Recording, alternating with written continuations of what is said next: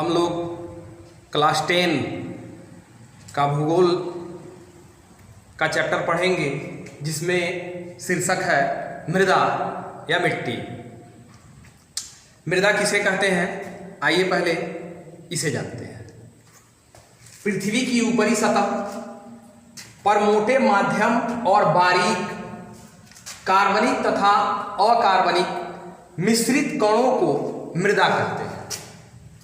फिर इसी मृदा पर किसान अपनी फसलों को उगाता है।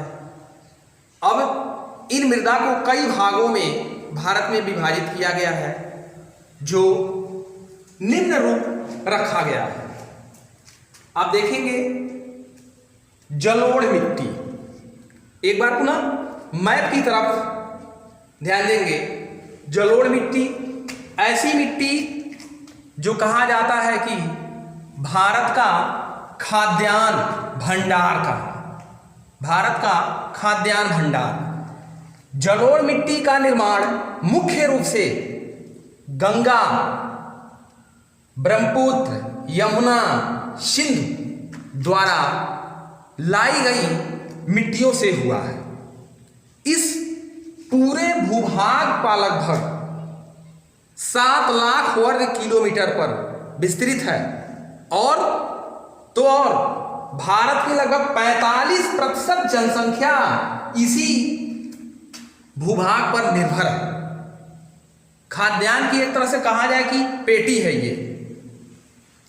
फिर आप ध्यान देंगे दूसरी जो मिट्टी है काली मिट्टी। काली मिट्टी वह मिट्टी होती है जिसमें रंध्र नहीं पाया जाता है, बल्कि वह पानी को रोक देती है। और मुख्य रूप से अगर देखा जाए तो काली मिट्टी का जो क्षेत्र है यहां अंकित भी किया गया है। महाराष्ट्र, गुजरात का बहुत बड़ा भाग जो काली मिट्टी का क्षेत्र है। और उसके पहले यहां पे एक चीज हम भूल गए हैं, पर्वतीय मिट्टी है जो संपूर्ण हिमालय का क्षेत्र यानी कि जम्मू कश्मीर, उत्तराखंड, आप इधर आ जाएंगे पूर्वी भारत में तो आसाम का पर्वतीय क्षेत्र आता है। और ये पूरी मिट्टी पथरीली होती है, अर्थात इन मिट्टियों पर अधिकतम पेड़ पौधे वनस्पतियां ही पाए जाते हैं। लेकिन कुछ ऐसे भी क्षेत्र हैं पथरीली मिट्टी में जो बहुत ही उपजाऊ हैं। उपजाऊ की दृष्टि से देखा जाए तो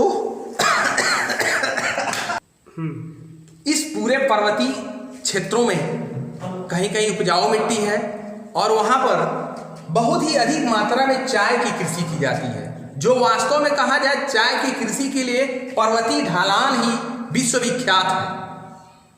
अब पुनः ध्यान देंगे लाल मिट्टी जो दक्कन के पठारी क्षेत्रों में पाए जाते हैं, यानी कि दक्षिण भारत के मध्य क्षेत्र, ये पूरे क्षेत्र जो आपके डैश वर्गाकार के रूप में बनाया गया है, यहां सांकेतिक भाषा से आप समझ सकते हैं। इस पूरे क्षेत्र में लाल मिट्टी पाई जाती है। अब लाल मिट्टी के बाद जो आती है लेटराइट मिट्टी, यानी कि ऐसी मिट्टी जिससे ईंटें बनाई जाती हैं। विश्वविख्यात भी हैं, ईंटें बनाई जाती हैं। ये मिट्टियां भारत के पतली पट्टियों के रूप में पाई जाती हैं। फिर अगली मिट्टी जो है वो होती है मरु मिट्टी।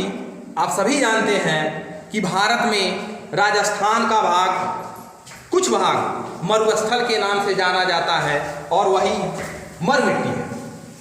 यहाँ पर वनस्पतियाँ, पेड़ पौधे 9 के बराबर होते हैं, अर्थात वर्षा ही नहीं होती है, इसलिए वहाँ पे पेड़ पौधे वनस्पतियाँ नहीं पाए जाते। आज इस पूरा में बताया गया।